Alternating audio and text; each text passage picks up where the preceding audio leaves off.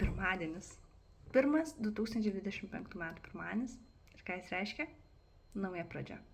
Šiandien pradedu ieškoti darbo ir šį kartą nusprendžiu dokumentuoti visą šitą procesą, dėl to, kad aš tikiu, kad yra ir daugiau žmonių, kurie dabar ieškosi darbo ir man atrodo tikrai labai naudinga yra matyti, kaip ir kitiems žmonėms, tikriem, realiem žmonėm sekasi tai daryti. Tai planuoju dabar pasifilmuoti kasdien, papasakoti jums, kaip sekasi man, papasakoti ateities savo, kaip sekasi man ieškoti darbo ir kaip visas šitas procesas atrodys. Šitą video darau tam, kad pati savo prisiminčiau pradžią, su kokia energija ateinu, su kokia nuotaika ateinu ir taip pat ir pasakyti garsiai, kad aš ieškau darbo.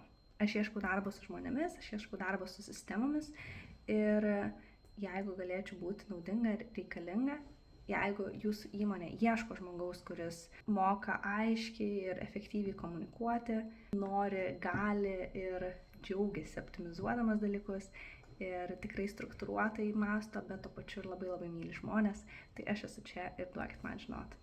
Ir taip pat, jeigu ir jūs ieško darbo, tai irgi susirašo, man atrodo kažkaip labai kartu fainai daryti dalykus. Palaikymas yra svarbi dalis visam šitam procese, ypač kai girdi beprotiškai daug ne, ypač kai girdi, iš tikrųjų, kai nieko negirdi, irgi labai reikalingas palaikymas ir toks priminimas, kad hello, aš esu ne vienas, aš esu tam pačiam laive kaip ir dar daug žmonių, kurie šiuo metu ieško darbo. Tai linkiu didžiausios sėkmės visiems ieškantiems ir susitiksim kitą dieną. Iki.